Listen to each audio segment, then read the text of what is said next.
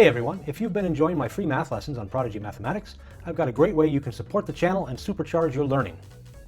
I've launched Martian Mathematics, a growing collection of problem sets, quizzes, and fully worked out solutions designed to complement my videos. These aren't just generic worksheets. Each set follows my lesson structure, reinforcing key concepts with carefully crafted problems and step-by-step solutions. Every purchase helps keep this channel running, so I can continue bringing you high-quality, free math education. Check out Martian Mathematics on Teachers Pay Teachers today. Your support makes all the difference. And don't forget to like and subscribe. Okay, welcome to Lecture 10, Adding and Subtracting Fractions. So last time we talked about multiplying and dividing fractions. We also talked about reducing fractions. Now in the first lecture on Introduction to Fractions, which I believe was Lecture 8, we did add fractions that had the same denominator, right? So for example, if I wanted to add the fractions 1/8 plus 3/8, we simply add the numerators and we keep the common denominator. Common denominator means the denominator in this fraction is the same as the denominator in this fraction. If that's the case, then we can just add the numerators.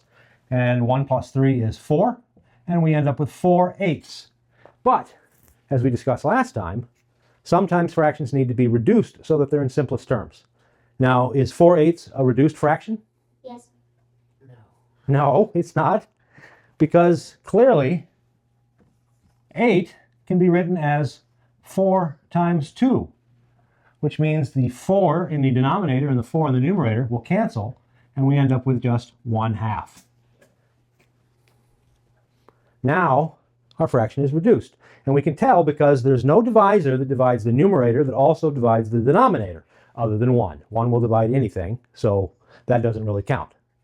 But let's change this up a little bit. What if instead of adding 3/8, I added 1/4? So is there a way for us to kind of unreduce a fraction, you might say? And we can imagine, right, remember that when you reduce things, the numerator and the denominator, they get smaller, right? So which one would be a candidate for unreducing? It's going to be the 1/4. So let me show you something. We can write 1/4 in a number of ways. 1/4 is equal to 1/4 times 2 over 2, because 2 over 2 is just 1, right? I could also multiply 1/4 times 3 over 3, or 4 over 4, or any combination that you can think of out to infinity. So there's an infinite number of ways to write a fraction. This is unlike the integers that we've dealt with before, which really only have one way to write them. So what are these new fractions? 1/4 equals, well, we know how to multiply fractions. That was the last lecture. So what is 1/4 times 2 over 2? Well, we multiply the numerators. 1 times 2 is 2. We multiply the denominators. 4 times 2 is 8. It's also equal to 1/4 times 3 over 3. Multiply the numerators. 1 times 3 is 3. 4 times 3 is 12. 1 times 4 is 4. 4 times 4 is 16. So 1/4 is equal to 2/8, which is equal to 3/12, which is equal to 4/16. So now you see what I meant by unreduced. Had we started out with a fraction of 2/8, we would have said, well, we can reduce that because both the numerator and the denominator are divisible by 2. And so I can divide out of 2 from both, and I get 1/4, which is, of course, the reduced fraction. So by unreducing, what I mean is to go from 1/4 to 2/8. Now, why would we want to do that? Well, because if we did, then we would have two fractions with the same denominator. So if I replace the 1/4 up here with 2/8, which we've already shown is identical to 1/4, just unreduced, erase that, and replace 1/4 with 2/8, and now I have a problem that I can do because I have a common denominator. Now I can simply add the numerators, 1 plus 2, and keep the common denominator of 8, and this will be equal to 3/8. Now, 3 is divisible by 1 and 3. 8 is divisible by, well, it's not divisible by 3, so there's no reason to talk any further on it. This is a reduced fraction, and that is our final answer. Now let me give you one to try. So try 5/12 minus 1/6. Pause the video, come back when you've got your answer.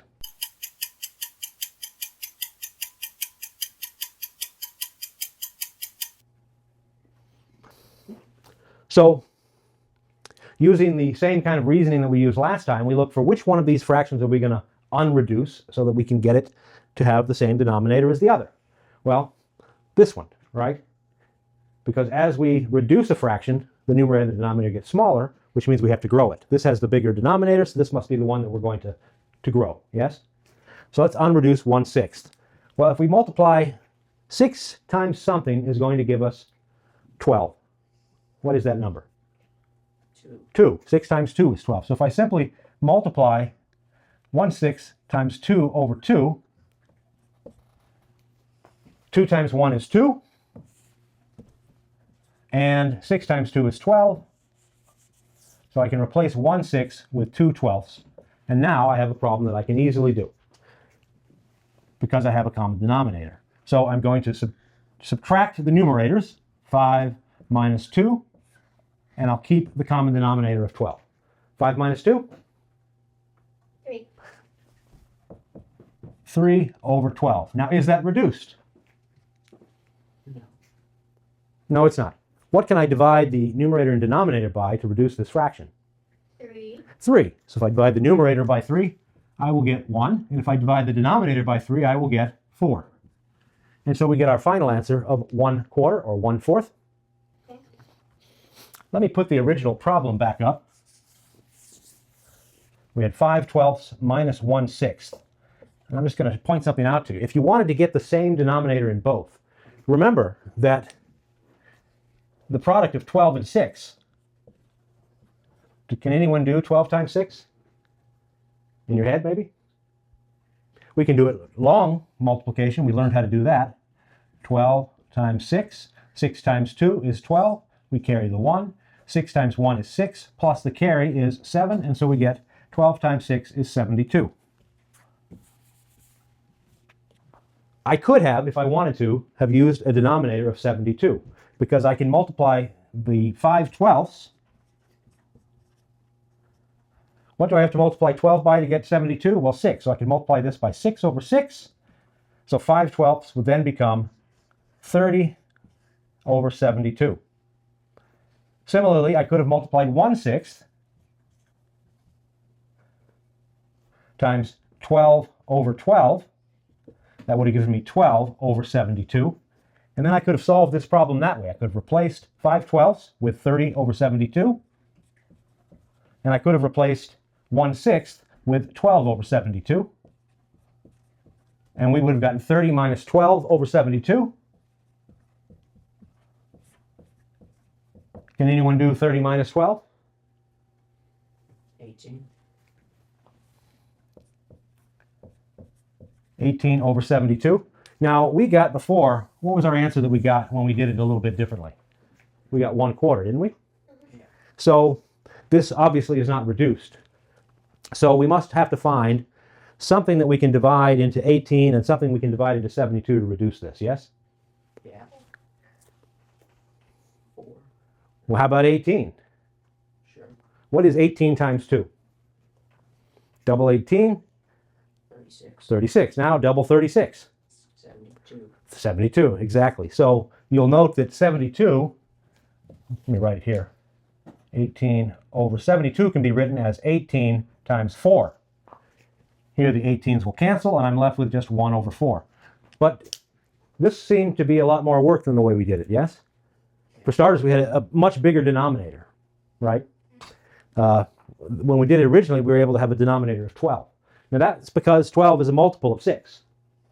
And so it worked out kind of nice, right? But that's not always going to be the case. And so sometimes you're just going to have to take the product of these two numbers, and that's going to be your denominator. That'll always work. You can always multiply the denominators to get a common denominator. The problem with it is that it will sometimes be a big number, and it'll make the math a little bit harder to work with. So you want to use it when it's simple to use. And one place where it's really easy to use this technique of simply multiplying the denominators is if I have something like this. What if I were to add a whole, what if I were to add a whole number, 5 plus 3/8? Well, if you're confused about adding a whole number to a fraction, let me just tell you that it's actually really simple, because 5 plus 3/8, this whole number we can turn into a fraction very simply by putting it over 1. Now we have a fraction plus a fraction, but their denominators are different. But using this trick of let's just simply multiply the two denominators to get a common denominator is really easy in this case because this denominator is 1. Yes? So that means I'm going to multiply this fraction times 8 over 8. I'm going to multiply this fraction times 1 over 1. Because 1 times 8 is 8. So 5 over 1 times 8 over 8 plus 3 over 8 times 1 over 1. The rule for multiplying fractions is we multiply the numerators and we multiply the denominators. What is 5 times 8? 40, not 4. That's not what I said. Oh, I see. And 1 times 8 is 8. This one is easy because we're just multiplying by 1, so it doesn't change the fraction at all. We still have 3 over 8. And so now we can just simply add the numerators because we have a common denominator. And we get 43 over 8. Now, this fraction, however, is an improper fraction, and our preference when dealing with improper fractions is for our final answer to write it as a mixed number. So just as a reminder of how to do that, we would want to divide 8 into 43. How many times can we get 8 into 43? 5. 5 times. 5 times 8 is 40. That leaves us with a remainder of 3. And the way that we write this as a mixed number is as 5 and 3 over 8. But remember that 5 and 3/8 means 5 plus 3/8. Wait a minute. That's where I started, isn't it? Yeah. So what the heck? Why did I do that? Well, the reason that we would do that is when you have the situation where you want to convert a mixed number like 5 and 3/8 into an improper fraction. Because if I was going to add, say, a mixed number to another fraction, my preference would be to turn it into an improper fraction and then add it. That's the best way to do it. Okay, there is a way to do it keeping it as a mixed number, but I think the best way to do it if you're going to add a couple of fractions and one of them is a mixed fraction is convert that mixed fraction to an improper fraction, and this is how you do it. So really where we wanted to go with this is not to just write this again, but to end up with 5 plus 3/8 is equal to 43/8. Make sense? Because now we have it as an improper fraction, we can use that to add it to some other fraction. So let me give you one to try. I would like you to express 2.5, which is a mixed number. Write that as an improper fraction. Go ahead and pause the video, try that at home, come back when you're done.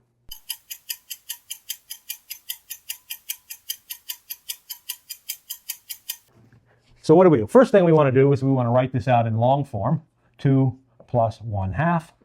But we really want to make it as 2 over 1 plus 1/2. So we see that we need to multiply 2 over 1 times 2 over 2. And then we'll add that to 1/2 times 1 over 1. But I'm not going to write times 1 over 1 because we all know it's just going to leave the 1/2 the same. 2 times 2 is 4. And then in the denominator, 1 times 2 is 2. So we have 4 halves plus 1/2. Now we have a common denominator. We can simply add the numerators. And 4 plus 1 is 5. And so we get 5 halves. So in the end, we find that 2.5 is the same thing as the improper fraction, 5 halves. Make sense? Okay, now I've written another problem on the board, a subtraction problem. And you might at first say, well, can we do that? Because we've got 11 something or another's minus 17. And 11 is smaller than 17. How do we take 17 out of 11? Well, don't forget, these have different denominators. So don't be fooled by the magnitude of these based solely on the numerators themselves. Okay. Now, this is not quite the same as the problems that we've done before in that 60 is not a multiple of 36. If I were to divide 36 into 60, I would only be able to get it to go in one time, and that would have a remainder of what looks like 24. Okay, because 60 minus 36 is 24. So there's nothing that I can multiply 36 times to unreduce it into something that has a denominator of 60. So the technique to use here, if you go back to lecture 6, I believe it was lecture 6, the fundamental theorem of arithmetic, we talked about the least common multiple. You could also call that a method for finding the least common denominator. So the question is, which multiple of 36 and 60, right? What are the factors of 36 and 60 that are the same, where these guys can find agreement? And the way that we do that is using the least common multiple method, which we can think of as the least common denominator method now. So what is the least common multiple of 36 and 60? Well, we found in lecture 6 that it was 180. But I'm going to write it out like this. So what are the factors in 36? Sometimes it's useful to write the factorization. Now, we know it's 6 times 6, so it's going to have a couple of 2's in it, right? And a couple of 3's in it. There's a 6, there's a 6. 6 times 6 is 36. But what about 60? What are we missing to make this 60? Well, 6 times 10 is 60. We've got a 6 here. Here's a 2. If we multiply that with a 5, we would have 60. Yes? So here you can see is 36. And then here we have a 60. Yes? So we'll call this 36. We call this 60. But this is equal to 180. Because 36 times 5, half of 360 is 180, right? So that is going to be our denominator. What would the other possible denominator be? If we use let's just multiply the denominators times each other, right? Multiply 60 times 36, what do you get? Well, I doubt anyone's going to get that in their head, but it's going to be, I think it's 2,160? Yeah, I think that's right, 2,160, if you were to multiply that out. Do we want to use a denominator of 2,160? No, probably not. 180 is much better, yes? Yeah. Okay. So that is going to be what we're going to use for our denominator in this problem. So here we have 1136. We're going to have to multiply that times something to give it a denominator of 180. So the question is, what do I have to multiply 36 by to get 180? And that's the reason I wrote this out the way that I did, that way we can just simply look and see. Here we see 36. If I multiply that times 5, I get the 180. So this will be 1136 times 5 over 5. That's going to give me 55. Write the 55 a little better. 55 over 180. The other one I need to convert is 17/60ths. 17/60ths. Now what am I going to multiply that by so that 60 will become a denominator of 180? Well, I can see it right here, right? I need to multiply it by 2. So times 2. No, not times 2. Something's not right here. Did I mislabel this? I did. That was my bad. The 60, we've got the 6 times 2 and 5. So I should have written this a little bit differently, huh? Here, let me fix it so that we can see it. We'll have a 2 times 3 times 2 times 3 times 5. I think that works. Now we can get the 36 here, and the 60 will be here. Sorry about that. Somebody should have called me on that. Now we can see what we need to multiply 60 by to get 180. Except it's still not right, is it? No, it's not.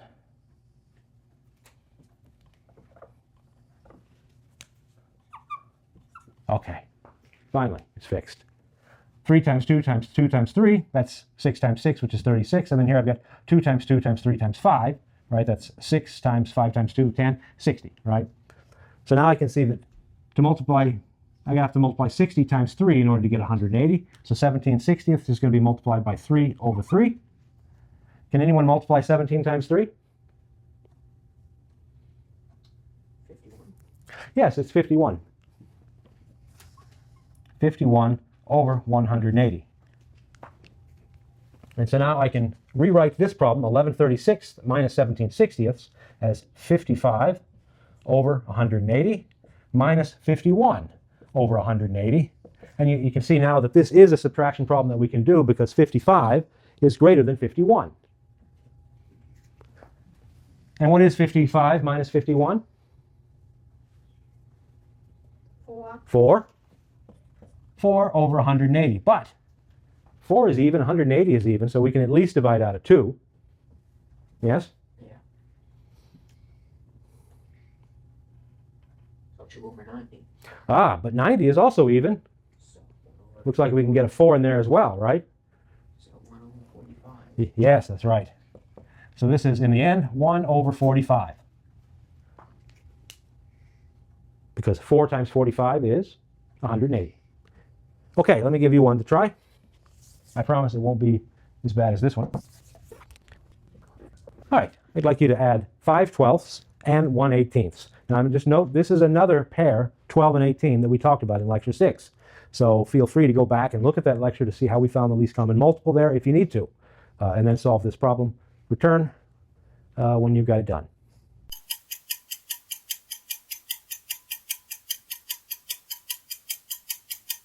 In lecture 6, we found that the least common multiple of 12 and 18 was 36. And so we can give these fractions a new denominator of 36. So what do we have to multiply 12 by to get 36? 3. 12 times 3 is 36, which means if I multiply the numerator times 3, I'll get 15. And 12 times 3 is 36. I'll get 15/36 for 5/12. And I'll add 1/18. Now, what do I have to multiply 18 by to get 36? 2. 2, which means I'll multiply the numerator by 2 as well. 2 times 1 is 2, so I'll get 2/36. And now I have an addition problem with the same denominator. And all I have to do is add the numerators. So 15 plus 2 is 17. 36, 17 is a prime number. And 36 is not divisible by 17, so it is reduced. And that is the answer. All right, the final thing that I wanted to touch on is that we're not limited in the number of fractions that we can add. Let me show you how to deal with adding multiple fractions. I'm going to give you some tips on how to deal with it as well. So let's look at a problem that involves more than one fraction, or more than two fractions. Let's take 1/4 plus 5/6 and subtract 1/8. Now, one way that you might approach this is to do it two terms at a time. So you might take 1/4 and add it to 5/6. You'll have an answer. Now you take that answer and subtract 1/8. So you can do it where you only do two fractions at a time. And I'm going to leave it to you to try that on your own. But let me show you how to do it if you want to do it all in one fell swoop. You can find the least common multiple of three numbers, 4, 6, and 8. And so, again, the way that we do this, right, is these are multiples. So they have to have each of these factors in them. So we need to have a 4 in there. So let's go ahead and put a 4 in there. 2 times 2. But I also need to have 6 in there. Well, I've already got 2, and 2 times 3 is 6, so all I really need is a 3. So I'll put in a 3. But now I need 8. Well, I've got 2 times 2, which is 4. If I only had 2 more, then I would have 8. So times another 2. So now I have all of these numbers in this least common multiple. I've got 4, 2 times 2. I've got 6, which is 2 times 3. And I've got 8, which is 2 times 2 times 2. So the least common multiple of 4, 6, and 8 is, well, 2 times 2 is 4 times 2 is 8 times 3 is 24. So the least common multiple for this is 24. And so I can rewrite these three fractions all with the same denominator of 24. So what do I have to multiply 4 by to get 24? Something times 4 is 24. 6. 6. So if I multiply the numerator of 1/4 times 6, then I will have 6 24ths. Plus the 5, 6. What do I have to multiply 6 by to get 24? 4. Nope. Oh, yeah, sorry. 4, you're right. So I have to multiply the numerator by 4, and 5 times 4 is 20. And so 5 6 becomes 20 24ths. Finally, I'll subtract 1/8. What do I have to multiply 8 by to get 24? 3. 8 times 3 is 24, so I'll multiply the numerator times 3, and I get 3 24ths. And so now I just have to do 6 plus 20 minus 3 over 24. And what is that equal to? 6 plus 20 minus 3? Anybody? 23. 23 over 24. Or 23 24ths if you want. Okay, let me give you one to try. 3/4 minus 5/16 plus 2/3. Go ahead and pause the video. Try that now. Come back when you've got it.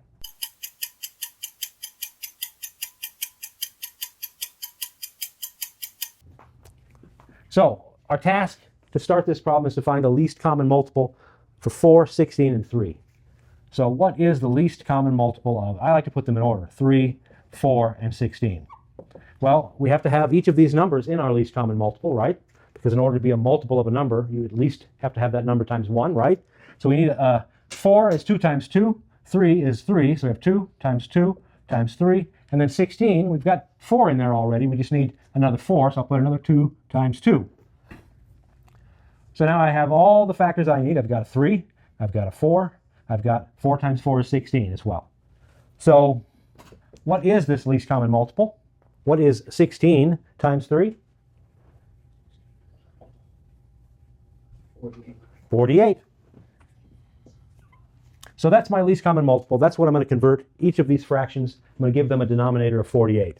So what do I have to multiply 4 by to get 48? Kind of see it right here, right? 6 times 2 is 12. So I need to multiply 3/4 times 12. Well, what is 12 times 3? 36. 36 48ths minus 5/16. What do I have to multiply 16 by to get 48? You can see it in the factorization here. We've got 4 here, 4 here. That's 16, so times 3, right? 3. So I'm going to multiply 5/16 by 3 over 3, which means I have to multiply 5 times 3 to get 15 48ths. Finally, plus 2/3. Well, what do I have to multiply 3 by in order to get 48? Well, you can see here's the 3, so I need to multiply times 16, right? So 16 times 2. Come on, math helpers. 16 times 2? 32. 32 over 48. And so to finish this problem up, I can simply add and subtract the numerators. 36 minus 15 plus 32 all over 48. Who can do that for me? What about do it one step at a time? What is 36 minus 15? 21. And what is 21 plus 32? 53. 53. So we get a final answer of 53 48ths. Now wait a minute, is that a mixed number? Should we write that as a mixed number? I think so. Yeah. Because it's an improper fraction, isn't it? Well, obviously we're not going to get more than one 48 into 53 because they're very close to each other, right? So this is obviously 1, and then all we have to do, our remainder after multiplying 1 times 48 is going to be 53 minus 48. So we can just go ahead and jump to that right there. What is 53 minus 48? 5. 5. So 1 and 5 48ths. And that's our final answer.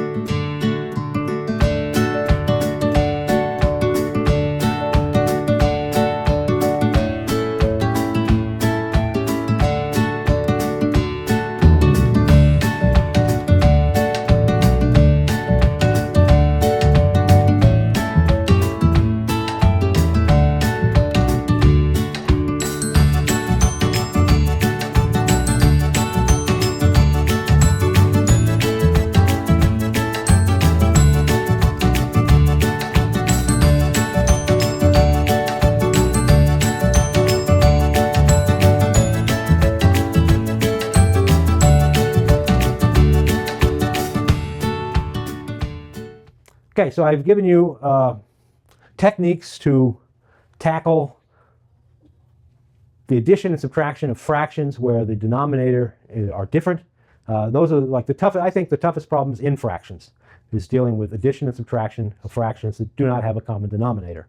So it's the work that you have to do to get the denominators the same, and then it's easy. It's just adding and subtracting the numerators. So I think that's it for fractions. We've pretty much said everything we need to say about them. So I think we'll move on in the next lecture to decimal fractions. So see you then.